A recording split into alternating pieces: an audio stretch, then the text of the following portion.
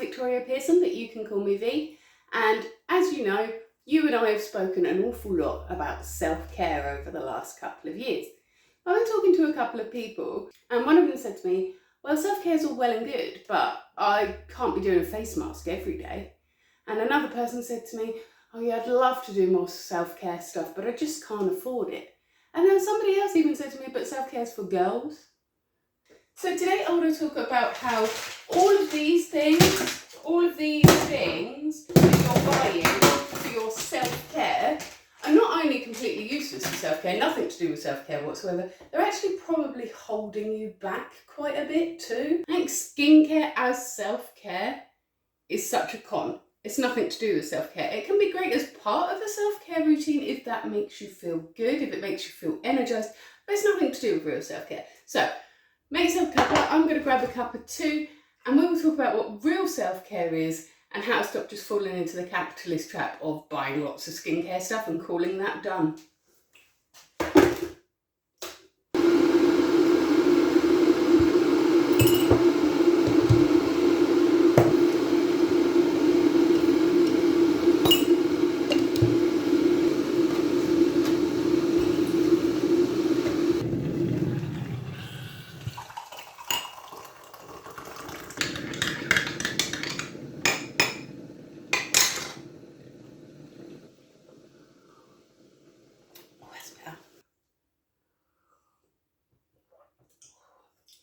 So let's clear up all this confusion about why people think that self-care means skincare.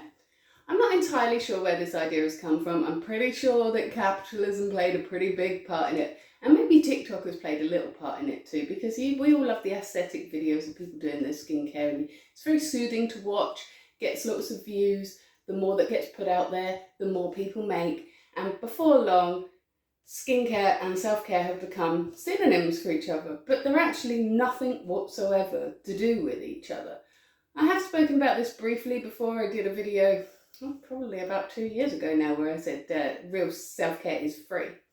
But we're going to go over it again today. Because it's actually fairly depressing to see how many people think that self-care just means looking after your skin and adhering to beauty standards that were set by other people in order to fit in with a group, which is what it seems to be now. And when I say self-care to my friends, they do think that I'm talking about face masks and doing your nails and getting waxed and things like that. Those things are fine to do if you enjoy doing those things. If that is a way that you can spend some time on yourself, making yourself feel better, then great, go ahead, spend all your pocket money on face masks, I don't mind. Yeah, I find it depressing how many people think that skincare is self-care, because skincare has literally nothing to do with self-care whatsoever, at all, in any way. The only way that skincare could possibly come into self-care is if it is something that you enjoy doing and you're using it as a little reward for yourself for something. Aside from that, skincare's got no business being in self-care. But of course it's wound its way in because that is a way that beauty companies can make money from your insecurities by pretending that they are helping you. You only have these insecurities because of those beauty companies in the first place, making you feel like bumpy skin is something that you need to get rid of or whatever. But you know what, that's just a normal thing. That's what skin is meant to look like. Skin isn't supposed to look like glass. You know why? Because you're not a doll. But sure, if you like being girly and feminine and performing your femininity in that way, that is absolutely fine. I do it myself as well. You know, if I have had to do something for my actual self-care that I have found hard, because to be honest, most self-care is actually quite hard, then I might use that as a little reward for myself afterwards. I might do my nails as a little treat because I did all the housework. But really, self-care is more about self-discipline than pampering yourself. And that line has become terribly, terribly blurred. In fact, to the point where I think that self-discipline isn't even talked about in self-care and wellness circles, but it is the most important part of the process. Think about it. This is how I look at it. If I was tasked with looking after a newborn baby or a tiny little kitten or something like that, I wouldn't even think about doing skincare on them unless they had some horrendous skin condition and needed that to put them out of pain. Skincare wouldn't even come into my top 100 list of things that I had to do to take care of that being. What I would be thinking about is, am I meeting this being's basic needs? Are they fed? Are they hydrated? Are they clean? Are they well looked after? Do they feel loved? Do they feel supported? Do they feel secure? Those are the most important things that we need to take care of a helpless being. And taking care of yourself is actually really no different. In fact, I think self-care, if we look at it as self-parenting, works a lot better. Because for me, taking care of myself really does mean disciplining myself, and often. And that's things like making sure that my kitchen is clean. It is a job that I hate doing. I loathe washing up. I hate scraping plates to put them in the dishwasher. It gives me the when I'm trying to scrape other people's plates. It freaks me out. It would be really easy for me to just leave it in the sink and do it later. Just leave it in the sink and do it later. But it's still going to be me that has to do that later. And I would never create that much extra work for anybody else. I respect and like people too much to deliberately create more mess for them and make a job harder for them. But I have no problem doing that to myself. That is poor self-care. Being disciplined enough to stack the dishwasher as soon as the meal is finished means that I feel good when I wake up the next morning and my kitchen is clean.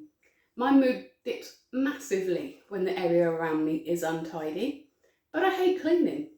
And so self-care for me means self-discipline to make myself do those things that I don't like. And honestly, lots and lots of aspects of self-care do require self-discipline. Now, what that looks like for you personally will be different depending on each person. And it might even be different for you depending on when it's happening. So to give you an example of that. As you guys know, if you've been watching me for a long time, I injured my shoulder about 2 years ago, and it meant that I couldn't do the sports that I like to do. It meant I couldn't really do any of the things that I like to do, because I really enjoy weightlifting, I enjoy yoga, I enjoy pole dance. All of those are quite shoulder intensive. I couldn't go for brisk walks, I couldn't run, I couldn't swim. It was really quite debilitating, and so that caused my mood to absolutely plummet. And with my self-care as self-discipline thing, I misinterpreted that to myself, and I kept going back to things too early and going back too hard and hurting myself again. And now I've just had to have 2 months off of doing anything again because I'd hurt myself again. And so for me now, it would be very easy for me to just sit on the sofa all the time because all of my back muscles are stiff from lack of use and things like that. So now self-discipline for me at this moment means pushing myself to start slowly moving again, doing a little bit of yoga, starting to loosen up and regain my flexibility, but also being self-disciplined enough to not rush straight into trying to break my personal best on the weights or jumping on the pole and trying to do a really complicated trick. It's about being disciplined enough to listen to my body, to slow that right down and really take it step by step. Now for you, you might be perfectly capable of doing exercise but just feeling like you don't wanna.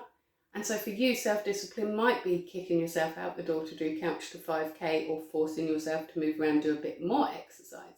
But it's really important to meet ourselves where we are, where our needs are. So when we're following videos like this one, where it's like a checklist of all these things that you have to do to self-care, that might not work for you. So the very first thing you probably need to do is journal out about what areas of your life are lacking, what areas are making you unhappy, and work out from there what your self-discipline routine needs to look like so that you can be really taking care of yourself. If we go back to that analogy about looking after a baby or a child, to take proper care of a child, you don't just give them everything that they want. You have to make them do things sometimes that you know are best for them. And that is the same when it comes to taking care of yourself. You can't just be like, well, I don't really want to do any self-examination and that seems hard, so I'm just going to slap a face mask on and then say, but I'm doing self-care, why am I still stressed? You have to be self-disciplined enough to work out what it is that you need to work on. Now, I've done a couple of different videos before about journaling and how to start with that, so that is a really good way to start if you're not quite sure what it is in your life that is causing your mood to dip. You can either journal it out just by asking yourself the uncomfortable questions, or if you really aren't sure how to start with that, you can just spend a day and your notes up on your phone or something, just writing down bullet points of what you've done that day. Even if it is scrolled YouTube shorts for 6 hours, had some toast, watched a movie, laid awake in night worrying about what's going on in my life. Because once you've done that for a couple of days, you'll be able to spot the patterns that crash your mood. Watching YouTube shorts for 6 hours in a day would make my mood drop massively. But at the time, I would feel like I was doing what I wanted to do because I'm doing the easy thing. Sometimes self-care means doing the hard thing and saying, no, put the phone down and go and clean your kitchen, because that is going to make you feel better. And it will make you feel better. And then you'll be annoyed that it made you feel better. But after a little while of doing that, you will start to realise that you're doing this because you love yourself. You're doing this because you love yourself. And because you love yourself, you're not just going to let yourself sit there being depressed. Because you love yourself, you're not just going to spend all of your money on a face pack and call it done. Because that isn't doing anything. It isn't doing anything to materially improve your life. And that is what self-care is about. Self-discipline, self-examination, finding the areas of your life that need improvement and working on a plan towards improving them. It can also mean setting your boundaries. For example, I'm quite an introverted person. I know that's a weird thing to say on YouTube. This is much easier for me than a normal conversation because I'm not having to watch your reactions and react to your micro expressions and work out what you're thinking while I'm talking. I can just talk to you. And so I find that a bit easier.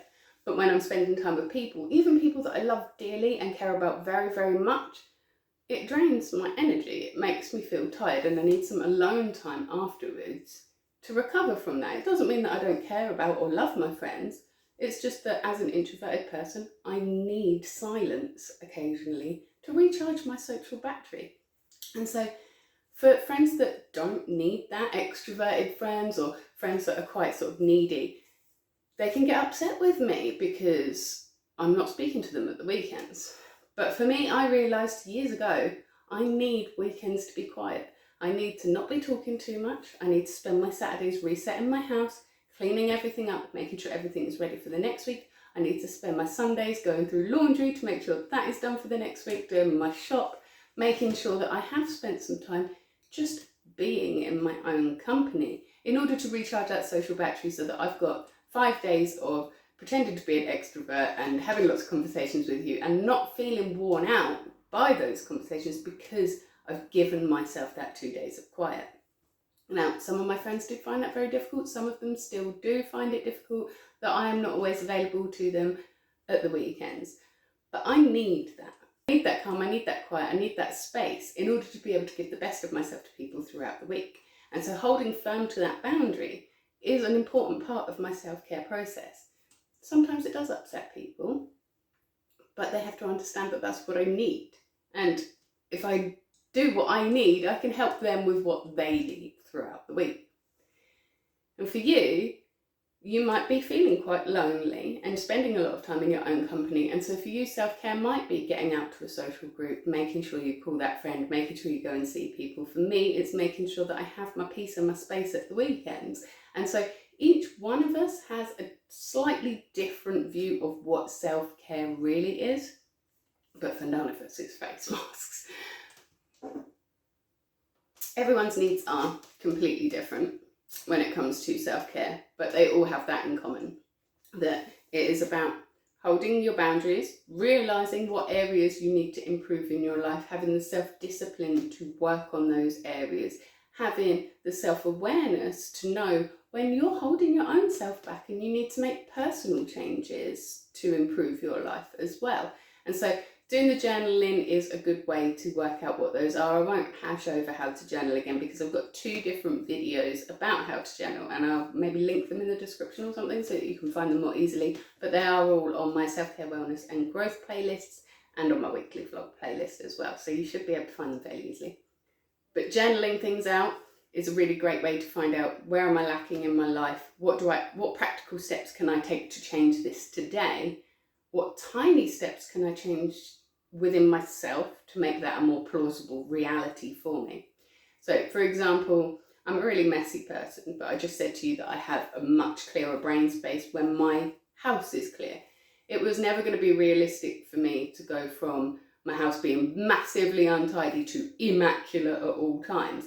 And so for me, it was about taking small steps towards it, making sure that my sink was always clear, was a good start for me, because then that grew to my kitchen counters always being clear, and then my fridge always being cleaned out of bad food before I put new food in it, because that was something that I used to be terrible about. And so you start with something small and then you let it grow, and before you know it, you're a messy person with a really, really clean kitchen, and then you're a messy person with a really, really clean kitchen and bathroom. And then after a little while you realise, I'm not actually a messy person anymore. That's just who I used to be before I started taking care of myself properly. It's about being a really loving friend to yourself. And I don't mean that friend who you just say yeah to whatever she says and you agree with her and think she's brilliant and marvellous all the time. I mean that you have to be a proper friend, one of the harsh friends, one of the friends that says to you, listen, I can see things aren't going well for you right now. What do we need to do to sort that out? The friend that comes to your house when you're depressed and says, oh, get out of bed and brush your teeth because you stink, we're going to clean this place up. It's your friend who comes to you after a breakup and says, I don't know why you're crying over that mediocre man when you are such a freaking queen. Get out there and queen stuff. It's that friend that you don't always go to because you know they're going to give you the hard truth, but you know after you've spoken to them that you're going to feel so much better. That's the friend that you need to be to yourself. You need to be the strict parent. You need to be the harsh friend. You need to really examine yourself and your life so that you can make improvements to make it better. Self-care hasn't got anything to do with skincare whatsoever. Skincare as part of self-care has sort of crept in, and it's just the beauty industry trying to rebrand itself as something good for you, because we've all grown up now enough to realise that the beauty industry actually hates us and is invested in making us feel worse about ourselves so that they can sell us more and more products. So instead of calling themselves beauty products, they've now rebranded as self-care and wellness. But grooming yourself has got nothing to do with self-care whatsoever. Unless, because there's always a but in here, isn't there? If you have been completely neglecting yourself for a really, really long time, and you know that doing these skincare things is going to make you feel better, fresher, more energized, more ready to tackle the real self-care, by all means do it. If, like me, you've got to really force yourself to do something like clean your kitchen, doing that as a little reward afterwards, fine, that's part of the process, but it isn't the self-care itself. Self-care is for everybody. It is hard work, but it will make you feel so much better. Join me on Monday for my next vlog. I am probably going to be taking you to Bury to see a couple of my friends. We're going on a little road trip up to visit somebody. I'm very, very excited, but I haven't actually asked those guys if they're okay with me being filmed yet, so we might not do that. We might do something a little bit different instead. I do plan on taking you up to the woods soon. We're going to look at what edible plants we can see in the UK woods, so that would be fun. But if you can't wait to see them, and you need to see me before that, I totally understand. I will be here every single Monday in your shorts, taking a great big deep breath, letting you know what I'm grateful for. I would love if you let me know what you're grateful for as well, because that is an important part of self-care as well. Retraining our brains to spot the things that we are grateful for, to look for the things that make us feel good. I saw somebody on YouTube say it like, can you remember how many red cars you saw this morning?